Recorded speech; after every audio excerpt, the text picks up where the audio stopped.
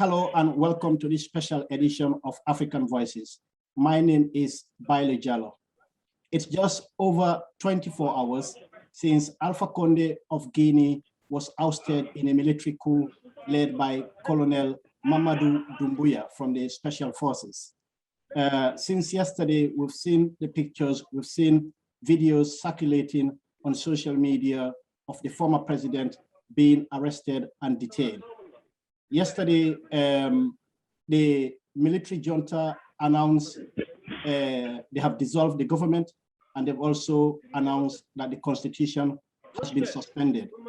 Now, joining me from Paris is Dian Bah, who is the National Secretary of Ethics and Good Governance for the Movement Alliance for Democracy, a political party in Guinea, and also the former coordinator for the FNDC here in the UK, which is the Front National for the Defense of the Constitution, and also a leader of the Guinean community here in the UK.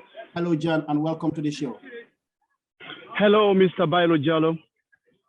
Thank you very much for joining us from Paris there. I can see where you are in a park, but I really appreciate your time this afternoon. Let's start with what's been unfolding from Conakry since yesterday, the pictures that we've seen, and also the videos of President Alpha Conde being arrested and detained by the military in Conakry. I could say, first of all, thank you, Mr. Jallo, for having me again, as this is not the first time that we can proceed to an interview.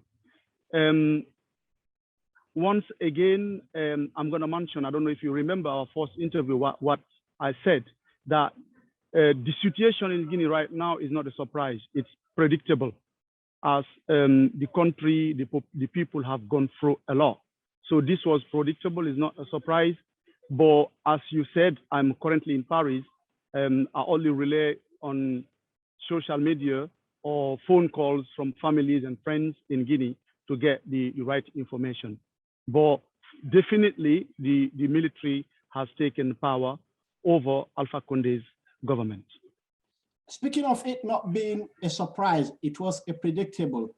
Okay, I will take it that way. But in terms of the way things have unfolded, does it come as a surprise? And also, in terms of what is happening right now, as I mentioned at the beginning, that the constitution has been suspended and the government dissolved. And just about a couple of hours ago, we heard that all the former ministers have been told to stay in the country, that they are not allowed to leave, and they should hand all their documents and also government vehicles.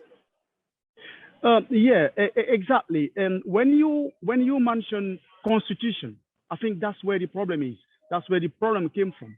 As you remember, a couple of months ago, maybe 10 months ago, where we had the President Alpha Conde modified the constitution in order to be represented, to represent himself again and rule for another third mandate. So that's where the problem comes from.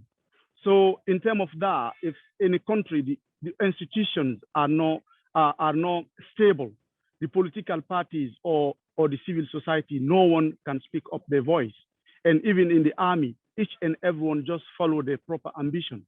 This situation was not a surprise, is not a surprise for us. We could see it coming, but we just didn't know when it's going to happen. You are a member of a political party, of course, the Movement for the Alliance for Democracy in Guinea, which is a new political party in Guinea. How will you say the new military rulers have been received by the political parties and also the people of Guinea? At this stage, I don't think it really matters whether I'm in a political party or not.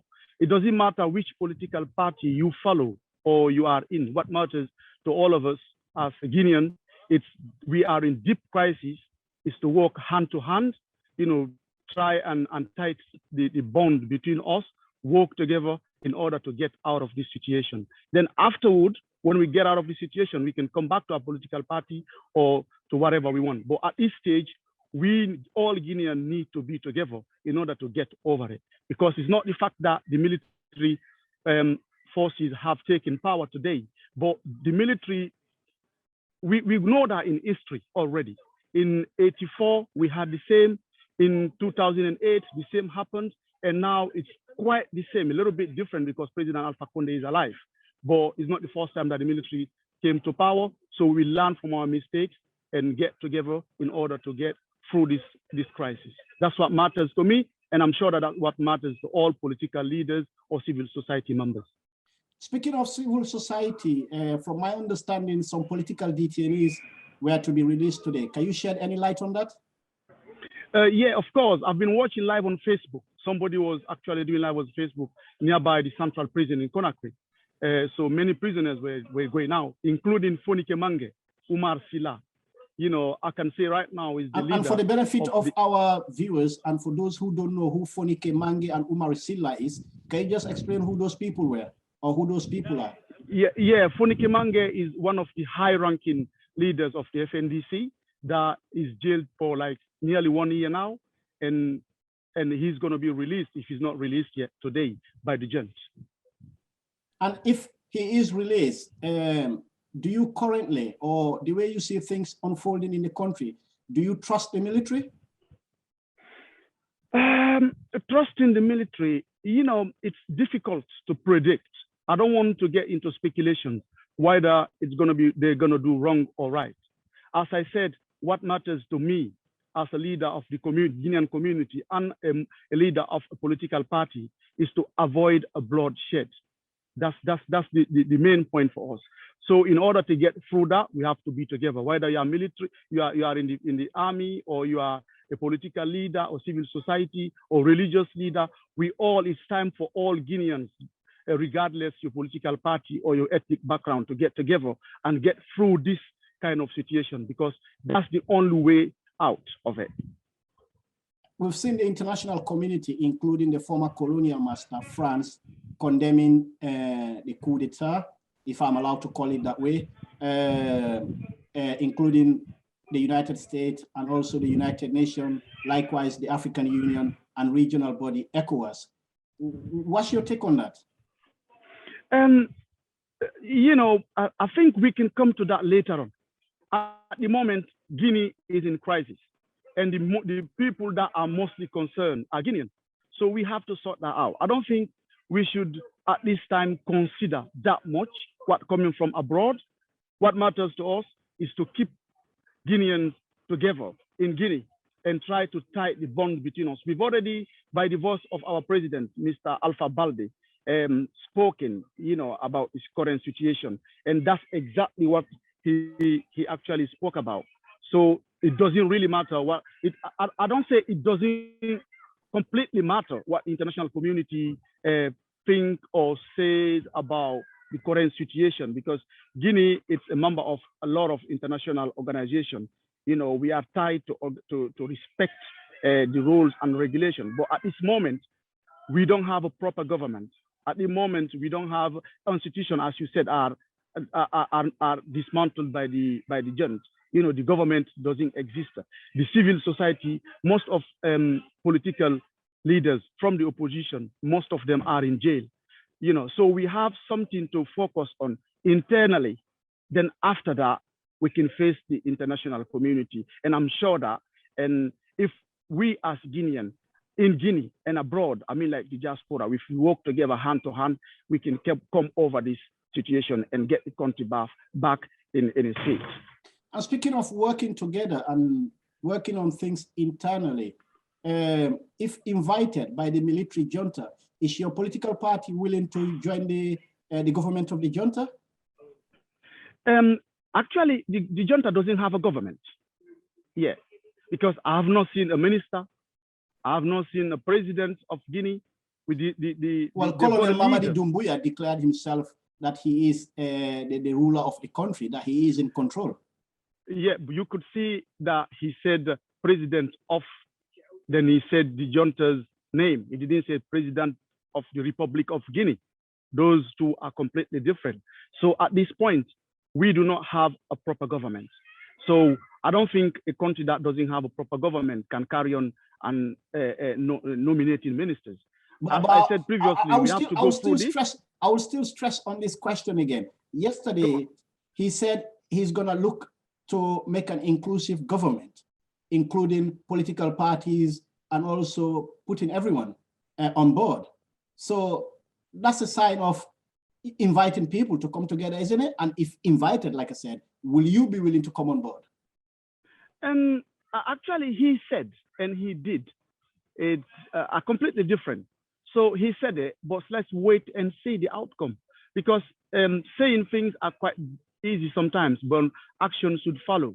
You know, when we get to that stage, we can discuss it. But at the moment, I'm not going to speculate how good or bad it's going to be because we are not on that stage yet. And just finally from me, I know you're standing in the middle of Paris speaking to me. What would be your message to Guineans today who will be watching you across the world? I'm going to say, as I said previously as well, the message is one. Our president, Mr. Alpha Conde, president of our party, has already said it on the video that we published. What matters today is to get Guineans together, whether you're a political leader or part of the army or civil society, is to get us together, sit down and talk. Because this situation is not, it was predictable, it's not a surprise. In order for us to learn from our mistakes and to avoid this from happening again.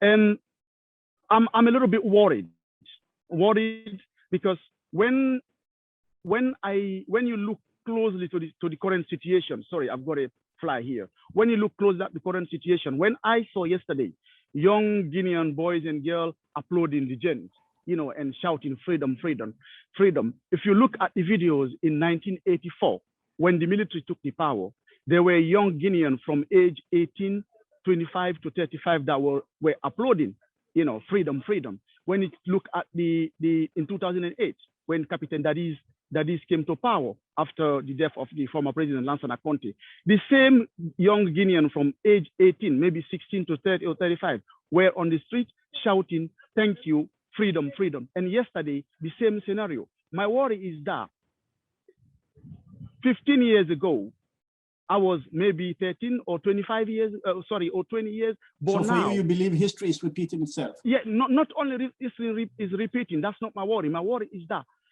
am I going to see this situation happening again and see my children at my age shouting freedom, freedom? That's going to be a failure for my generation and for the past generation. And I don't think that is going to be a good thing for us. So that's one of the reasons why we should all work together, hand to hand, in order to overcome this situation and get the country back on its knees. Thank you very much, Jan, for joining me from Paris. It was lovely speaking to you.